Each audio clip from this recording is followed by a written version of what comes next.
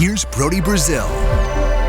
So within the last couple days, the Oakland A's temporary stadium situation got a little bit more dynamic, you could say.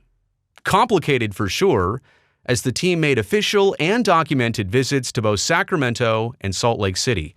They're just trying to figure out what the options even are for temporary years, starting as soon as the 2025 baseball season. Now, the Sacramento side, that's not what this video is about, but it will be included here. Things up in the capital city seem a little bit more simple to understand, easy to digest, just more straightforward in terms of what the variables and elements at play actually are. Compared to literally the pitch that was just thrown by Salt Lake City, if it is a pitch, it was a curveball.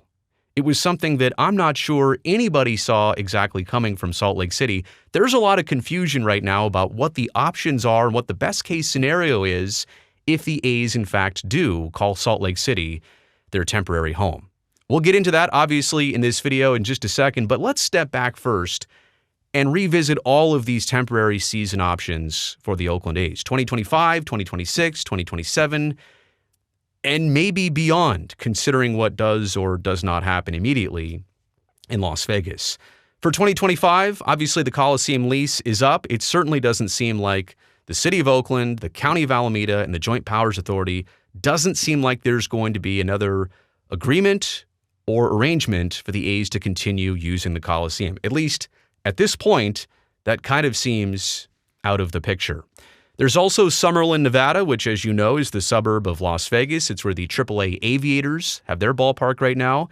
Kind of seems like as much as the A's once talked about that, it has floated away from the radar. And my thinking is, are they really ready to go down there as soon as 2025?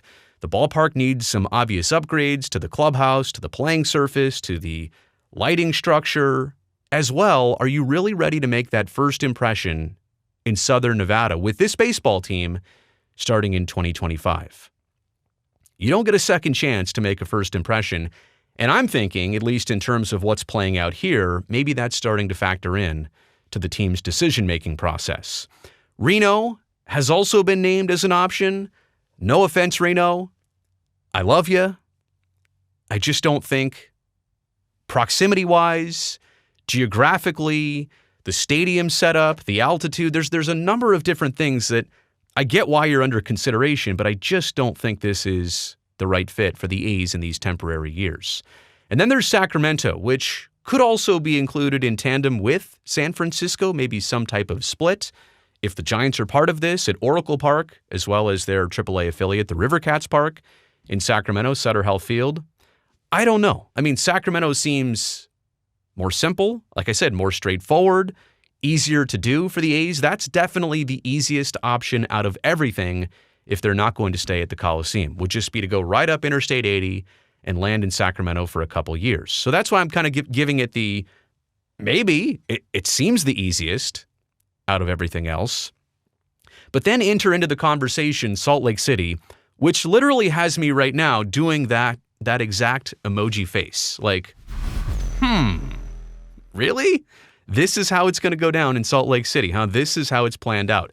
First off, take a look at Smith's Ballpark. Such a tongue twister. It's that S at the end of an S word. Smith's Ballpark. Built in 1994, it holds 14,511 fans, and it has an elevation of 4,230 feet. So it's up there in the mountains, by the way. It's got a beautiful view of that mountain range. I can't believe I've never been here before. That looks like a really cool baseball stadium. And it's housed the Salt Lake City Bees for all these years. I think what you're seeing right there is a University of Utah baseball game. And by the way, Smith's Ballpark is soon to be replaced by a brand new one that they're building a little bit south, about 30 minutes south, down in a new community called Daybreak. So the Salt Lake City Bees were planned to move out of this park. Surprisingly enough, I don't see that much wrong with it. You could upgrade this. You could build onto this. But this ballpark set to be replaced starting in 2025. And that makes a lot of people think, well, it's going to be empty. It's literally an empty 14,000-seat baseball stadium. Not perfect, but considering all the elements for the Oakland A's, you'd think, okay, that's the no-brainer of where they might go. There's another view and look at it. I think this is from Google Earth, so the pixelation and the inaccuracies there. Don't mind those. But it kind of gives you an idea of what the lay of the land is here at Smith's Ballpark, which every time I say, I go super slow. Smith's Ballpark. Oh, the mountain range with the snow on it. Is that the Wasatch Mountains? Am I saying that right? I'm always nervous about saying that because I fear I'll get it wrong. But beautiful. Again, I got to check this place out when I ever get the chance. But that's not the place that the A's are being considered for in a temporary home. This came out the other day from Big League Utah. They're the group that's trying to lure Major League Baseball, obviously, to Salt Lake City and the state of Utah. The statement is from Steve Starks. He's CEO of the Larry H. Miller Company. They are the developer of a brand new planned community called Daybreak. I say brand new, but the wheels have been moving on it for more than a decade now, but they're still just kind of turning the corner on developing a new downtown and a residential area. But here's what Steve Starks says. The Larry H. Miller Company is in regular contact with the Athletics. We hosted team officials on Thursday, this past Thursday, and demonstrated we can accommodate their ballpark needs. Our organization and the state are excited and able to welcome the Athletics until their new stadium in Las Vegas is completed. In addition to Smith's Ballpark, we will have a new ballpark opening in 2025 in downtown Daybreak, South Jordan. Daybreak is next to South Jordan, anchoring a sports and entertainment district that features first-class player and fan amenities. This new ballpark will support the A's needs and has been the focus of their interest. Let me repeat that sentence. This new ballpark will support the A's needs and has been the focus of their interest. It will include breathtaking views of the field and the Wasatch Mountains. Please, I hope I'm saying that right. Is easily accessible from Mountain View Corridor and Trax, which is their public transit system, and is the fastest growing part of Salt Lake County. Our unique two-stadium solution would ensure that baseball stays in the Salt Lake market, as the Salt Lake Bees return to Smith's Ballpark, where they were going to abandon starting in 2025, for additional seasons. So wait a second, the Oakland A's are leapfrogging the team that wears the name of the town, Salt Lake City, and telling them you're going to stay at Smith's Ballpark. We're going to go to the brand new stadium that you were supposed to get. But that's just kind of the surface level of maybe confusion here. What you need to know about the Daybreak Ballpark, groundbreaking got underway in October of 2023, and this place is expected to be ready for the 2025 season. As you know, it was designed for the AAA Bees. I'll show you some renderings, which, I guess, wait a second. If the A's were to actually play here, there's renderings of an A's ballpark. It's their temporary one in Utah, not their designed permanent one in Las Vegas. But anyway, we have renderings of this ballpark, which, as I mentioned, is already under construction. 7,500 seating capacity. That's really small. I mean, that's on the smaller side. I told you Reno was out of the equation, largely because of the facility itself, not because of the people. The location is part of it. But in terms of the seating capacity, 7,500 seats. Now, there will be club and field level seats. I'll show you those in a second. There's also going to be team store and event spaces, a view of the Wasatch Range. And this is all part of the 4,000-acre planned community of Daybreak, which is already underway, but is definitely nowhere near full build-out. Okay, we've got renderings. This is a Major League Baseball stadium they're thinking about. I mean, it was not designed to be, but I guess it could be altered along the way to build things up a little bit more. Maybe that grass area in right field becomes more seating. Who knows? Maybe more lighting, better lighting. Maybe this design can be altered in progress, although I'm not sure. Groundbreaking just started. How much can you really tinker with something when the plans have already been laid out and approved? Here's another rendering looking from the center field area. And by the way, this ballpark is basically part of that downtown Daybreak that they're building. They're literally building a brand new community and residential area, commercial, but also the downtown corridor of this place called Daybreak. There's the field and club seats. You can kind of see that, first off, how many rows are there? Is the second deck really 6 rows? Is the first deck maybe like 15 rows? But there's different styles of seats here. You see the ones right at field level. You see kind of like those box seats just inside the dugouts there. But this is an interesting rendering. I look at a lot of renderings, and this one's not bad. I'm not saying that by any means. It's just very small and relatively unique for a minor league facility. And there you go. There's the view looking out at center field. Again, this could be a Major League Baseball facility. This could host playoff games if the A's actually greatly improve in the next handful of seasons. And so this was planned for the minor league team. This is also about 20 plus miles away from their current ballpark. This is also an element of the Daybreak Stadium, which is yet to be named, so I don't really have anything to call it. But it's about a 30-plus minute drive. This is with no traffic, about 20 miles away from Smith's Ballpark, which is much more centrally located in the greater Salt Lake metropolitan area. This is much closer to downtown. This is much closer to where a lot of people live and work. And so it's not just the capacity, it's also the location here of this Daybreak Ballpark. Certainly the investors and developers of Daybreak, they're very interested in luring in a Major League Baseball team. More on that still in this video, but I don't know how good the option actually is as opposed to Smith's Ballpark. Here's some numbers to consider. The population is 1.25 million in the Salt Lake metro area. That's Salt Lake City and the surrounding communities. 1.25 million people live in the Salt Lake metro area. I think that's from the 2021 or 22 census. The state of Utah has a 3.38 million population.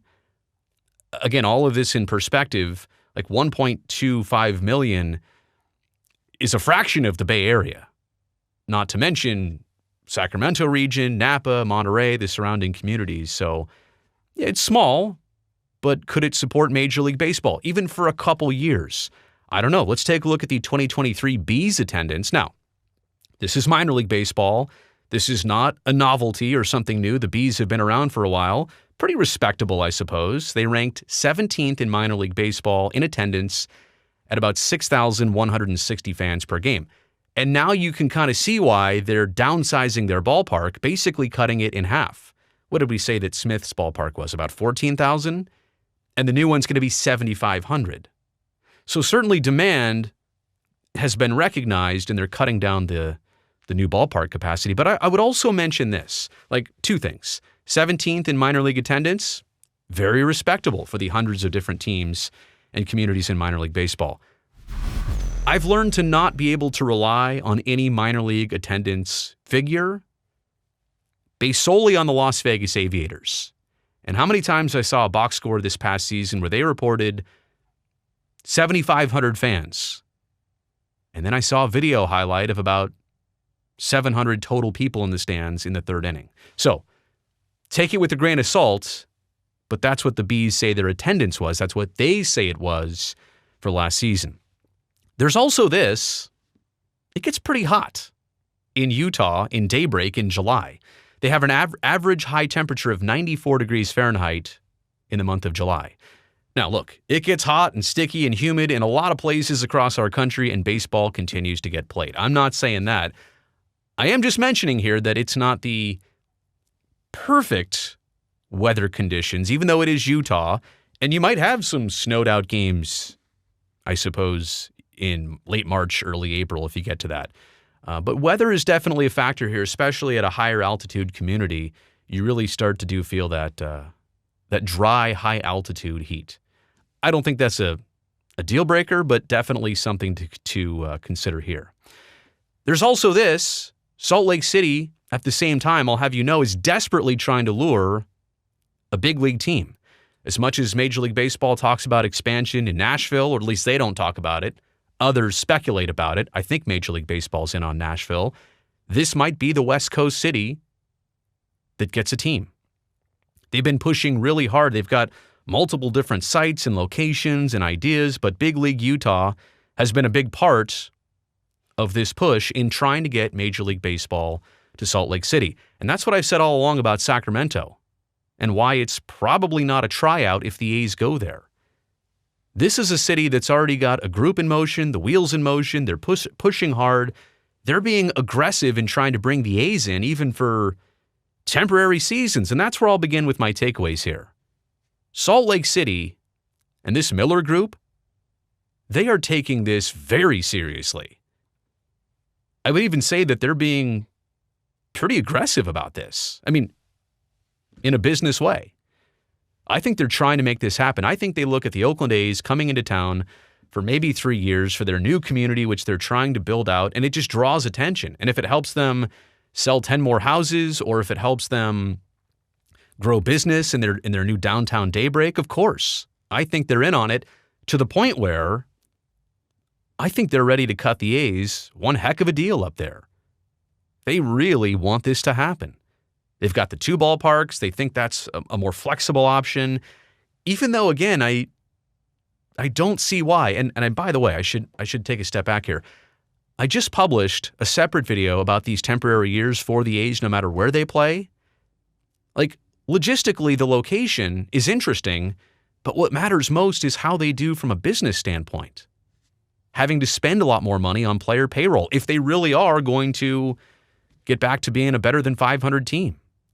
Also having to figure out new sponsorships and partnerships and new streams of revenue and income. These temporary years are going to be very hard financially, while at the same time starting to fund that new loan of $400 to maybe $900+ million for the ballpark in Las Vegas.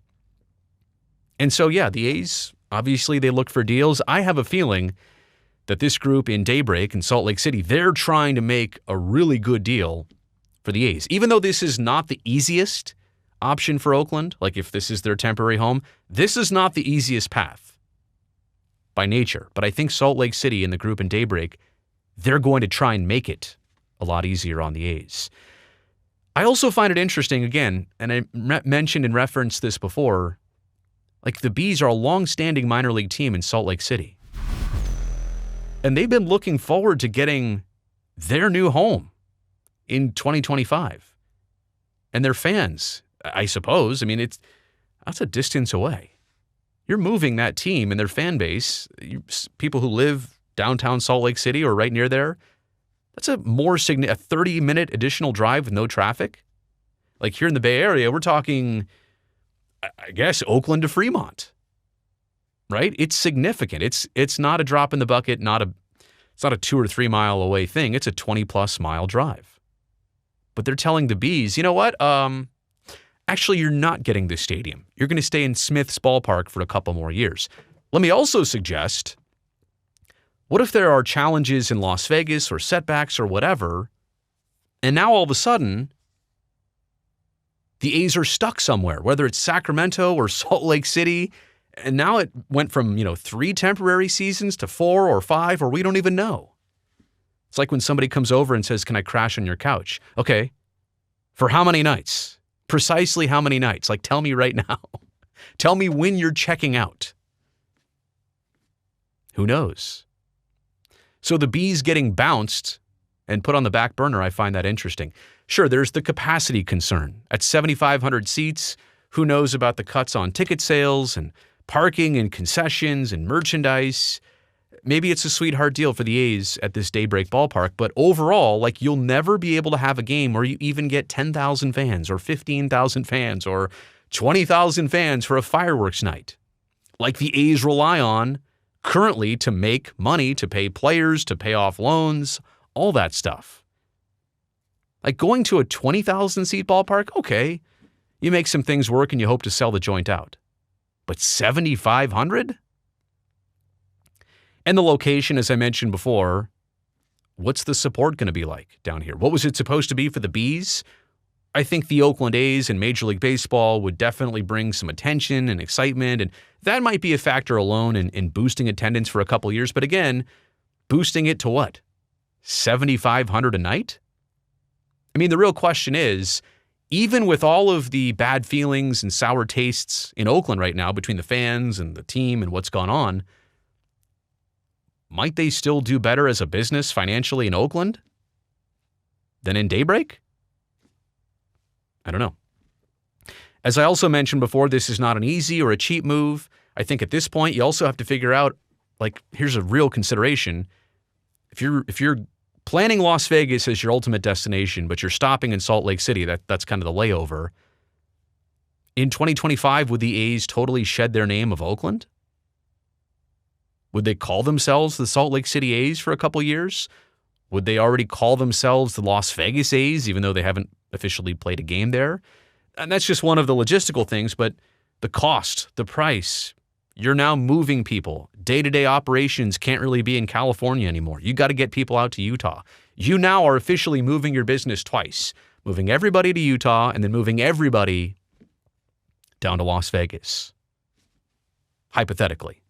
So this is not the easiest or the cheapest move, like I said before, as compared to, let's say, Sacramento.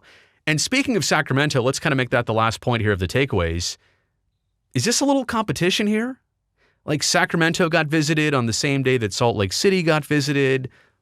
Would the A's actually pit those two minor league cities against each other for this temporary seasons option?